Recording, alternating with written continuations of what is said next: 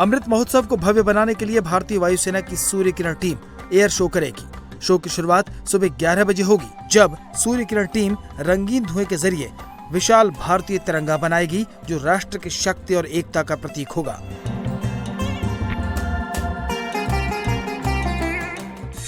Surya Kiran team diamond formation और close formation में सोमनाथ मंदिर के ऊपर उड़ान भरेगी।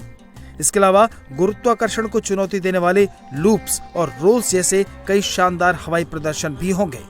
जामनगर एयरबेस से 6 हॉक MK-132 फाइटर जेट 800 से 900 किलोमीटर प्रति घंटे की रफ्तार से उड़ान भरते हुए पायलट आसमान में हैरत अंगेज करतब दिखाएंगे।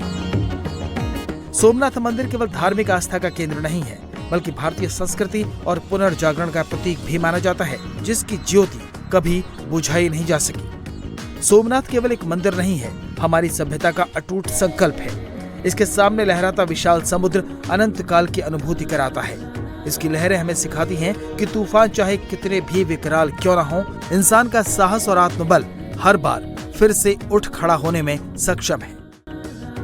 पार्वती पतये हर हर महादेव हर श्री सोमनाथ महादेव की।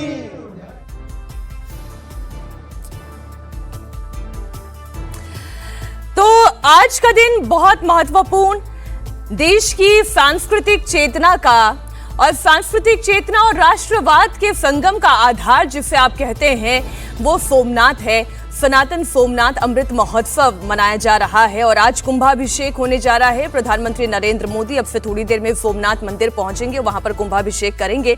तमाम खास मेहमान इस वक्त हमारे साथ स्टूडियो में मौजूद हैं। हमारे साथ राजकुमार सिंह जी हैं, वरिष्ठ पत्रकार, बहुत स्वागत सर आपका। अजीत द्विवेदी जी हमारे साथ है, बहुत स्वागत अजीत जी आपका भी। और साथ ही आज हमारे साथ ICHR मेंबर सेक्रेटरी डॉक्टर ओम जी उपाध्याय भी हमारे साथ मौजूद हैं। इतिहास की बहुत अच्छी और खास तौर पर सोमनाथ और सांस्कृतिक इतिहास की बहुत अच्छी समझ रखते हैं ओम जी। हमारे सहयोगी निर्णय कपूर लगातार वहां से रिपोर्ट्स हम तक पहुंचा रहे हैं। निर्णय, पहले तो आप ये बताएं कि कैसी भव्य तैयारी की गई है, इस वक्त वहां के क्या दृश्य हैं, क्या माहौल है?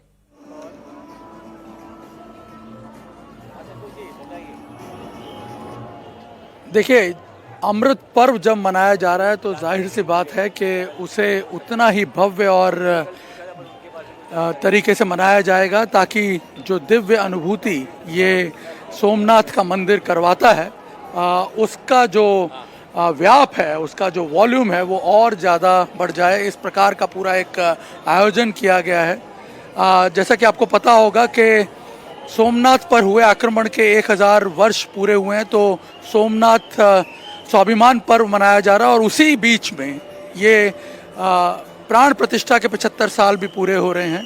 और जो कि उस वक्त कहा गया था कि हमारी ये राष्ट्रीय पुनर्निर्माण का ये एक सबसे बड़ा प्रतीक है, डॉक्टर राजेंद्र प्रसाद ने ये कहा था। और इसीलिए जो हमारी संस्कृति का परिचायक है, हमारी सभ्यता के एक आधार स्तंभ के रूप में ये खड़ा हुआ है, तो जब उसके 75 साल पूरे हो रहे हैं तो जाहिर सी बात है कि उसका सेलिब्रेशन भी उतना ही भव्य होगा। यहाँ आप देख सकते हैं, मैं ठीक मंदिर के बाहर खड़ा हूँ और यहाँ देश भर से कलाकार जो हैं वो आए हुए हैं। और जब प्रधानमंत्री का कॉन्वॉय यहाँ से गुजरेगा, जब वो रोड शो करते हुए यहाँ से एंटर होंगे, तब ये आर्टिस्ट उनका अभिवादन करते हुए नजर आएंगे। और दूसरी तरफ अगर आप देखें तो पूरा जो है लोग अभी से आना शुरू हो चुके हैं और यहाँ हेलीपैड से जब वो आएंगे, पूरा 1-1.5 किलोमीटर का जो ये रास्ता है, इस पर लोग उनका अभिवादन करते हुए नजर आएंगे। और इस वक्त जो हर्ष और उल्लास की अनुभूति यहाँ सोमनाथ में लोग कर रहे हैं, शायद ही पहले कभी किया हो। हमें यहाँ एक 85 साल के उम्र के एक सज्जन मिले थे जिन्होंने उस वक्त प्राण प्रतिष्ठा का महोत्सव देखा था। वो बता रहे कि तब उन्होंने कल्पना भी नहीं की थी कि ये मंदिर इतना भव्य हो जाएगा। सामने अगर आप देखें तो जो ये मंदिर आपको दिख रहा है, मंदिर का शिखर, उसके ऊपर अगर आप देखेंगे तो जो कुंभ स्थापित किया हुआ है, जो कलश स्थापित किया हुआ है, क्रेन से एक 72 क्यूबिक फीट का जो कलश है उससे उस पर जलाभिषेक किया जाएगा। पहले प्रधानमंत्री जब मंदिर में पहुंचेंगे तो उनका काफ़ी भव्य स्वागत होगा मंदिर के कैंपस के अंदर। देश भर से आए हुए कलाकार जो हैं वो उनका अभिवादन करेंगे अपने अपने जो लोक नृत्य हैं उनके जरिए, और ऋषि कुमार होंगे अंदर, वो मंत्रोच्चार करके उनका स्वागत करेंगे, और फिर दिग्विजय द्वार से जब वो प्रवेश करेंगे तब वो सीधा मंदिर में जाएंगे, जलाभिषेक करेंगे और महापूजा करने वाले हैं आज वो, और उसके बाद फिर जो है वो बाहर आएंगे, तब कुंभ अभिषेक होगा और उसके बाद होगा यही मैं जानना चाह रहा था एयर शो। और मुझे लगता है सभी दर्शक ये जानना चाहेंगे कि आखिरकार ये कुंभाभिषेक इसकी क्या महत्वता है। जैसा आप बता रहे थे कि काफी ऊंचाई से जलाभिषेक किया जाएगा, तो ये पूरी प्रक्रिया क्या होगी?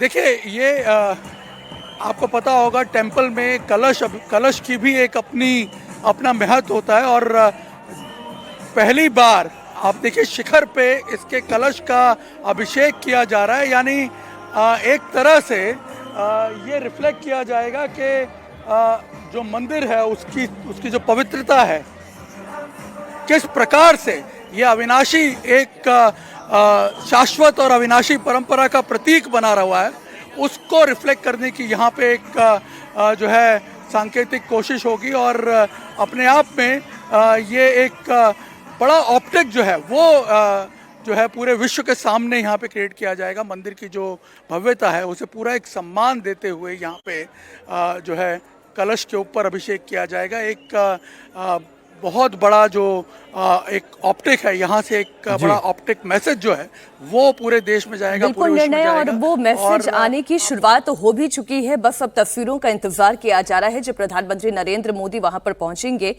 ओम जी, मैं जब कुंभाभिषेक के बारे में ही जानने और समझने की कोशिश कर रही थी, तो ये कोई एक छोटी प्रक्रिया नहीं है और कोई छोटी परंपरा नहीं है। जब आध्यात्मिक ऊर्जाओं को एक बार फिर से पुनर्जागृत करना होता है, वैसे तो परंपरा 12 सालों में एक बार की होती है, लेकिन ये भी अपने आप में बड़ा दिलचस्प है कि पहली बार कुंभाभिषेक किया जा रहा है और इतने वृहद स्तर पर यह किया जा रहा है। ये प्रधानमंत्री नरेंद्र मोदी की सोच में आना या ये सरकार की सोच में आना कि ये हमारी आवश्यकता है। देखिए, ये सही है कि सोमनाथ मंदिर की कहानी केवल एक मंदिर की कहानी नहीं है, वो भारत के सांस्कृतिक चेतना के जागरण की कहानी है। वो भारत के अपने अस्मिता की, अपने गौरव की, अपने आत्माभिमान से जुड़ने की कहानी है। इसलिए ये आना थोड़ा ये लगता तो है कि जो चीज़ आमतौर पे परंपरा में शामिल नहीं है, लेकिन हमारे प्रधानमंत्री जी उस लीक से हटकर करने के लिए जाने जाते हैं। ये कुंभाभिषेक जब हम उस शिखर पे उस कलश का अभिषेक करेंगे तो उस से जुड़ने का भी ये संकेत होगा, जिस गौरव की, जिस ऊंचाई की हमने कभी भी कल्पना की है। और आप एक बार, मैं आपके माध्यम से दर्शकों को बताऊं मीनाक्षी जी, बड़ा अद्भुत है कि आप 11 मई 1951 का जब इस मंदिर का लोकार्पण हो रहा था, वो भाषण कभी आप पढ़िए, रोंगटे खड़े हो जाते हैं डॉक्टर राजेंद्र प्रसाद जी का वो भाषण पढ़ते हुए, जहां पे वो कहते हैं, आप कहें तो मैं केवल 2 पंक्तियां उसकी आपके माध्यम से दर्शकों को उद्धृत करूं, बहुत जबरदस्त पंक्तियां हैं। जब वो कहते हैं कि मैं समझता हूं कि भगवान सोमनाथ के मंदिर का पुनर्निर्माण उसी दिन पूरा होगा जिस दिन न केवल इस प्रस्तर की बुनियाद पर यह भव्य भवन खड़ा हो गया होगा, वो तो 1968 में जाके पूरा हुआ ना पूरी तरह से, वरन भारत की उस समृद्धि का भी भवन तैयार हो गया होगा जिसका प्रतीक वह पुरातन सोमनाथ का मंदिर था। साथ ही सोमनाथ के मंदिर का पुनर्निर्माण तब तक मेरी समझ में पूरा नहीं होगा जब तक हमारे इस देश की संस्कृति का स्तर इतना ऊंचा न हो जाए कि कोई वर्तमान अलबरूनी हमारी वर्तमान स्थिति को देखे और हमारी संस्कृति के बारे में आज की दुनिया के मुकाबले में वही भाव प्रकट करे। ये बहुत बड़ी बात है कि हम फिर से अपने को उसी रूप में स्थापित कर सकें, उसी गौरव से अपने को जोड़ सकें जो हमारा कभी वैभव था जब हम पुराने। देखिए, सांस्कृतिक पहलू एक होता है और एक होता है राजनीतिक पहलू। तो क्योंकि 2 वरिष्ठ पत्रकार हमारे साथ स्टूडियो में मौजूद हैं, तो राजनीतिक पहलू पर भी चर्चा करनी जरूरी है। और अजीत जी, इसका राजनीतिक पहलू ये है जो बार बार कांग्रेस पार्टी को बीजेपी याद दिलाती है कि नेहरू जी तो चाहते नहीं थे कि डॉक्टर राजेंद्र प्रसाद वहां पर इसके उद्घाटन में जाएं। वो ये चाहते नहीं थे कि सरदार वल्लभ भाई पटेल इसका पुनर्निर्माण करें, लेकिन फिर भी उन्होंने किया, क्योंकि राष्ट्र की सांस्कृतिक चेतना का यदि कोई आधार है, कोई पहला ज्योतिर्लिंग का दर्जा प्राप्त करने वाला मंदिर है, तो वो सोमनाथ है। तो ये अजीत जी बार बार कांग्रेस पार्टी को याद दिलाया जाता है और याद दिलाया जाता रहेगा।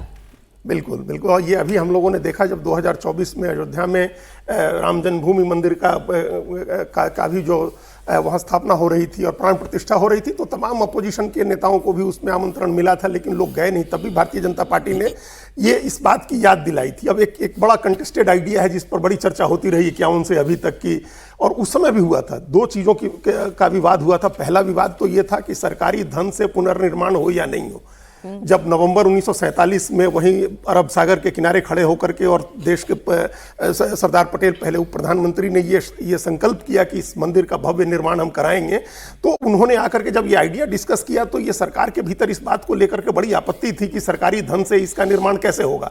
और जब ये बात महात्मा गांधी तक पहुंची तो उन्होंने कहा कि नहीं, तो ठीक है, इसका एक ट्रस्ट बनाइए और सरकारी इसके लिए आम जनता से धन जुटाया जाए, और आम जनता इस देश की हिंदू जो लोग हैं, हिंदू हैं, जिनके अंदर आस्था कूट कूट करके भरी हुई है, उनको कोई आपत्ति नहीं थी अपना सर्वस्व देने में भी। उन्होंने पहले भी दिया था, अभी तक दे रहे हैं वो।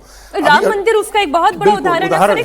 एक छोटे से ब्रेक के लिए हमें रुकना होगा और आप अपनी बात को आगे बढ़ाइएगा। राजकुमार जी भी इस पर अपनी क्या राय रखते हैं, निर्णय भी हमारे साथ जुड़े हुए हैं। एक छोटा सा ब्रेक। सोमनाथ धाम पर हमारी ये लगातार कवरेज जारी है। कार्यक्रम से जुड़ी हुई एक एक तस्वीर हम रखेंगे आपके सामने एक छोटे से ब्रेक के बाद।